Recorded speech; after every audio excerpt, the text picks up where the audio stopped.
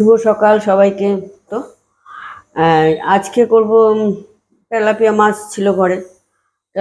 Tilapia মাছের ঝাল, এটা তো মানে খুব কমনই ব্যাপার।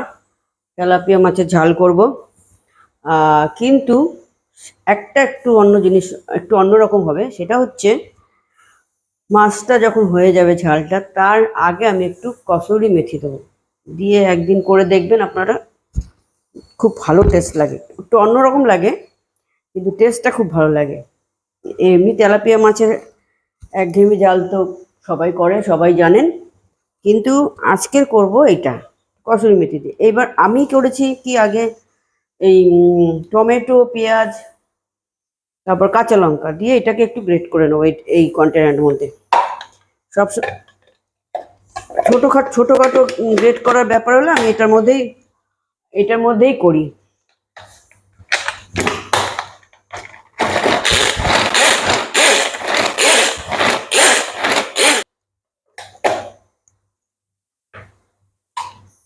এই যে হয়ে গেল একদম গ্রেট করা,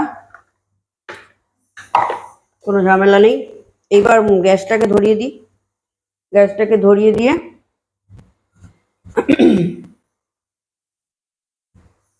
মাছ তো ভেজে রেখে দিয়েছি, তেলাপিয়া মাছ তো আগে ভেজে রেখে দিয়েছি।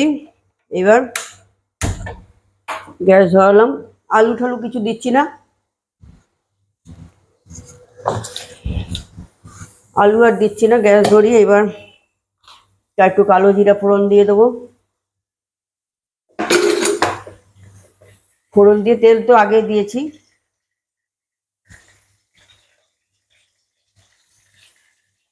এবার এগুলি দিয়ে দেবো। দুটো পেঁয়াজ আছে, দুটো টমেটো আছে, দুটো কাঁচা লঙ্কা। এবার এগুলিকে ভাজা ভাজা করে নেবো।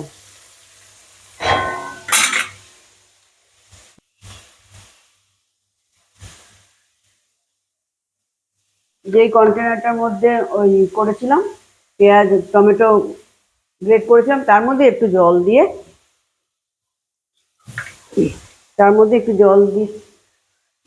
দিয়ে গুলে দিয়ে দেবো। পেঁয়াজটা একটু ভাজা ভাজা হোক।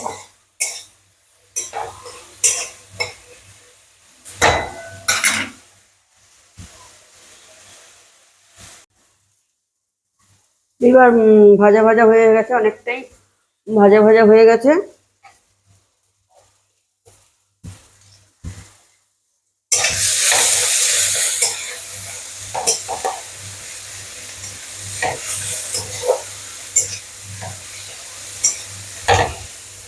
ভাজা ভাজা হয়ে গেছে। আমি এইবার জিরা, ধনে আর হলুদ একটু গুলে রেখেছিলাম জল দিয়ে, এটা দিয়ে দেবো।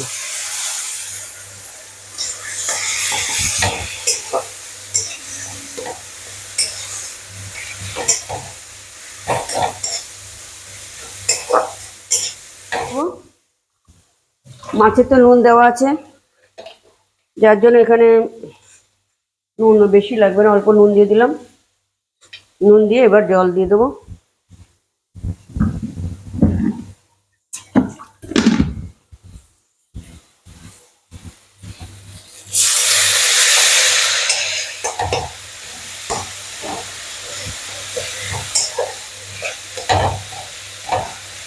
আদা রসুন দিলাম না, শুধু পেঁয়াজ টমেটো দিয়ে করছি।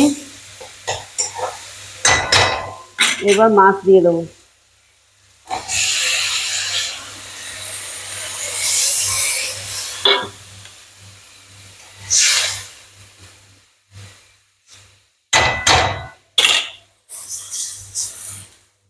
বেশি এই ঝাল করার জন্য তেলাপিয়া মাছ তো বেশি পাতলা ভালো লাগে না। এবার ঢেকে দিই, তারপর আবার